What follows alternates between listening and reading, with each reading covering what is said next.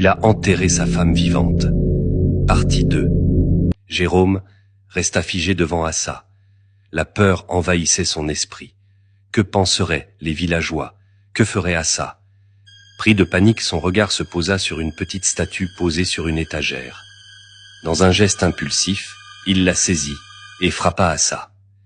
Elle s'effondra au sol. Jérôme se pencha pour vérifier. Elle ne bougeait plus. Son souffle était si faible qu'il crut qu'elle était morte. Affolé, il réfléchit à toute vitesse. Il n'avait pas le temps de regretter. Saisissant une pelle, il se rendit dans un coin isolé à la lisière de la forêt. Là, il creusa une tombe et y déposa le corps d'Assa. Ce que Jérôme ignorait, c'est qu'Assa n'était pas morte. Son cœur battait encore. Le lendemain, Jérôme courut sur la place du village, hurlant que sa femme avait disparu. Les villageois, émus, se mobilisèrent immédiatement. Ils fouillèrent partout dans le village, jour et nuit.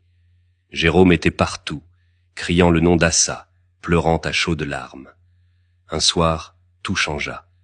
Alors qu'il essayait de dormir, il entendit une voix murmurer près de son oreille « Jérôme, pourquoi ?» Il bondit hors de son lit, le cœur battant à tout rompre. Il fouilla la maison, mais il était seul. Pourtant, les murmures continuaient. Chaque nuit, ils devenaient plus forts, plus insistants.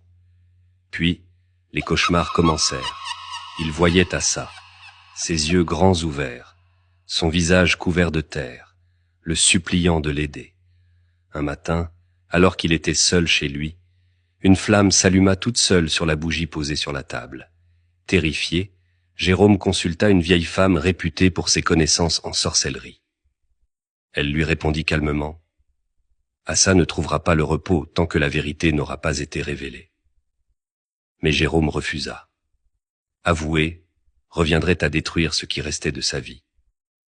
Plus les jours passaient, plus les phénomènes s'intensifiaient. Des objets tombaient sans raison, et la voix d'Assa l'appelait encore et encore. Jérôme devint l'ombre de lui-même. Une nuit, incapable de supporter cette torture, il rassembla les sages du village et avoua tout.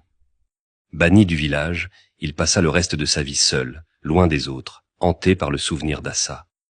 Certains disent qu'elle vient encore le visiter dans ses cauchemars, pour lui rappeler que les mensonges ne restent jamais enterrés.